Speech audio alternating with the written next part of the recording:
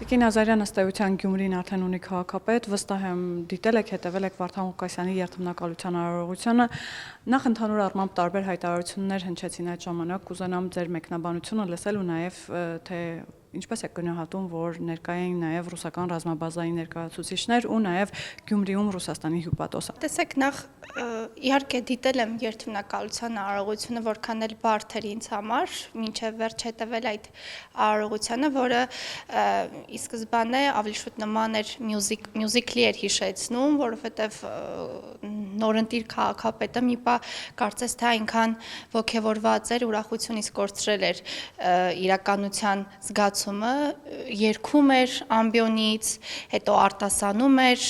հետո տարատեսակ իրարամերժ մտքեր էր հնչեցնում, արտիստիզմի շատ վառ դրսևորումներ էին, տեսեք, իրականում այն ներկայացուցիչներին, որոնց մասին հիշատակեցիք, մեծ հաշվով առնվազն ինձ մոտ զարմանք չի հարուցում, որովհետև մեկ օր առաջ, եթե չեմ սխալվում, քաղաքապետի հարցինի լրագրողի հարցինի պատասխան քաղաքապետը նշեց, որ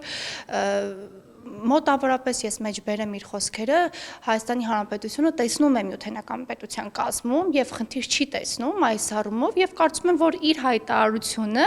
ուղիղ համեմատական է այն անձանց մասնակցությանը, ինչ մենք տեսանք այդ օրը։ Նաև Շիրակի թեմի առաջնորդը Աջապահյանն էր ներկա, ասաց, որ թեև իր եւ Ղուկասյանի միջև մի շարք հակասություններ կան, սակայն հանուն Գյումրիի իրենք մի կողմ են թողել հակասությունները եւ Գյումրիի հանդեպ սերը միավորել է իրենց։ Աջապահյանը նաև հիշեց ստալինյան ժամանակները, սա ինչի մասին է խոսում։ Տեսեք, ոչ թե Գյումրիի հանդեպ սերն էր կարծես թե միավորել իրենց, այլ Ստալինի հանդեպ խորը զգացմունքները, պարոն Աջապայանի կողմից հնչեցրած, իհարկե բոլորիս հայտնի են այդ տարիները, գոնե առնվազն, եթե գնանք այդ ժամանակագրական առումով մի փոքր պատմություն ուսումնասիրենք, կարծես թե նա կարոտով է հիշում այդ տարիները եւ մենք գիտենք ինչի հետ է ասոցացվում այդ ստալինյան ժամանակահատվածը, պատի տակ կարծես թե պատի տակ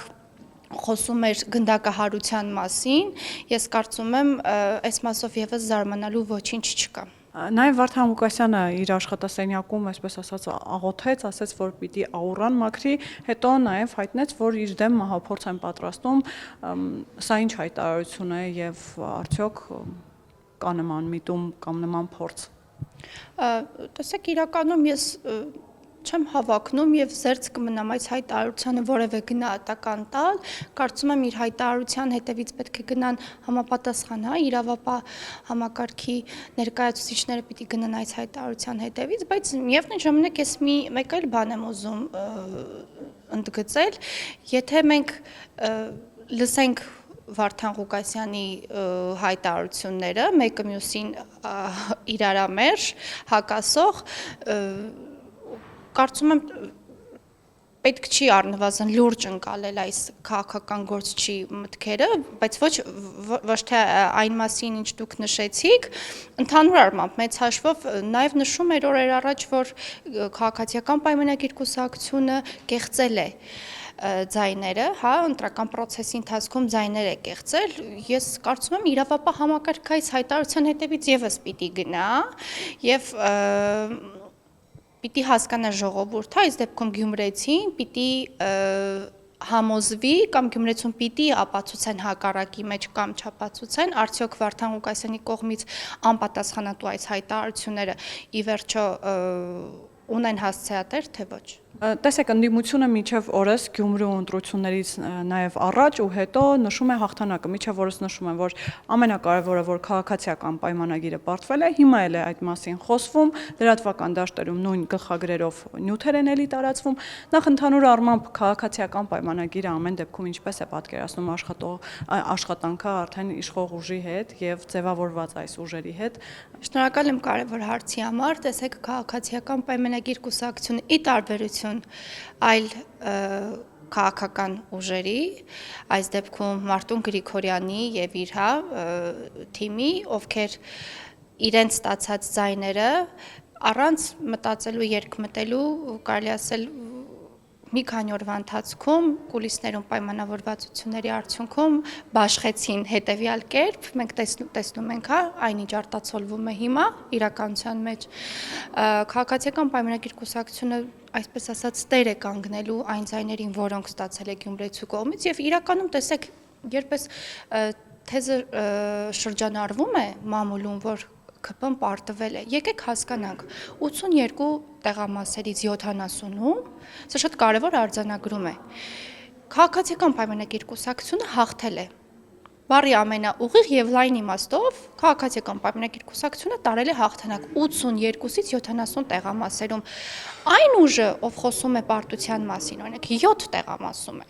գրանցել հաղթանակ։ Հիմա եկեք հասկանանք, այս բոլոր ուժերը միավորվելով մի կերպ ծայրը ծայրին հասցնելով ձևավորել են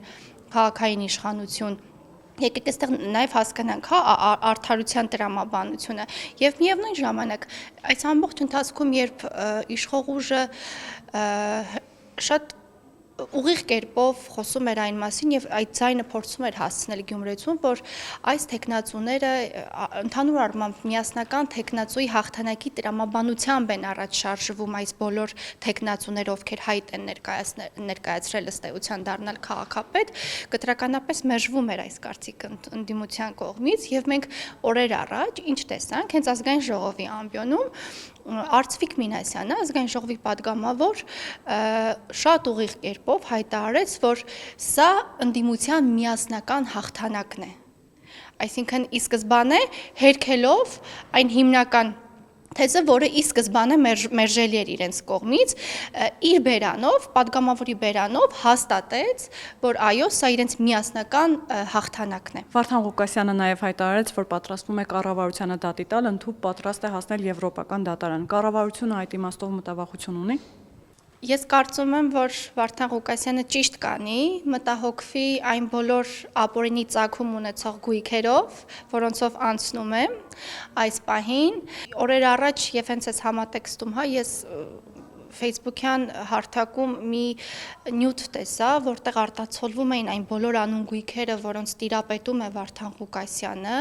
տասնյակ գույքեր Գյումրի քաղաքի կենտրոնում, շատ արժեքավոր գույքեր, ես կարծում եմ ինքը մտահոգվելու բան ունի այս իմաստով եւ պիտի դեռ հանրությանը պատասխան տա, թե ինչպես են գոյացել եւ ինչպես են արտացոլվում այս գույքերը իր անունի ներքո։ Մի առիթում Վարդան Ղուկասյանը նաև հայտարարեց, որ Մարտուն Գրիգորյանի բոլոր հարստությունների եւ գույքերի տակ գրված է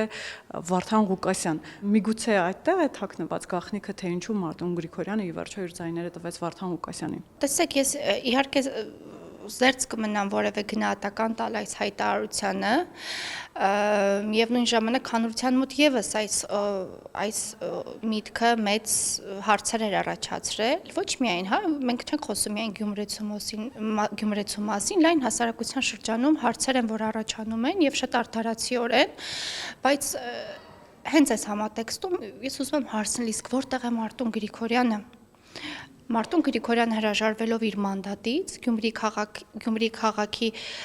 իր ընտրողների ձայները սկութեղի վրա մատուցելով Վարդան Ղուկասյանին, նա նույնիսկ ազգային ժողովի նիստերին չի մասնակցում, նա ոչ Գյումրիում է, ոչ Երևանում, իսկապես ինձ հետաքրքիր է որտեղ է Մարտուն Գրիգորյանը։ Եվ Տիկին Ազարյան ամփոփելով արդյոք Գյումրին եւ Գյումրեցին չեն տուժելու ձևավորված ավականու այս պատկերից եւ արդյոք նրանք աշխատելու են հանուն Գյումրու եւ Գյումրեցու։ Ընդհանուր առմամբ չզատելով այն գյումրեցիներին, որոնք իրենց ձայնը տվեցին քաղաքացիական պայմանագիր կուսակցությանը եւ բոլորիս է հայտնի, որ ամենամեծ թվով ձայները ստացել է իշխող ուժը, բայց մենք չենք կարող այստեղ տարանջատում դնել։ Իհարկե չի բացառվում, որ ընթացիկ մենք խոչընդոտներ կունենանք որոշումների կայացման հարցում, երբ օրինակ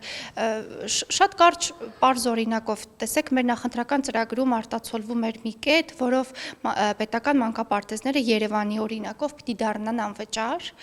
եւ ես չեմ պատկերացնում, երբ մենք այդ առաջարկը ներկայացնենք համայնքի ավագանուն, դա բացասական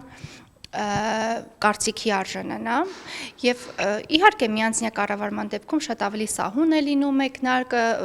բոլոր ռեֆորմները շատ ավելի արագ են ընթանում առաջ, փորձը ցույց տվեց նաեւ մեր նախորդ կառավարման մոդելը, որտեղ մենք Բալասանյան դաշինքի հետ կոալիցիոն մեխանիզմով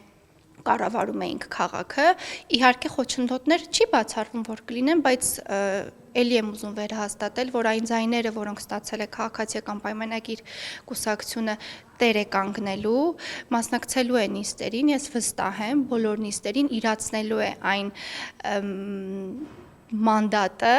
ամբողջապես, որը ստացել է Գյումրեցուց։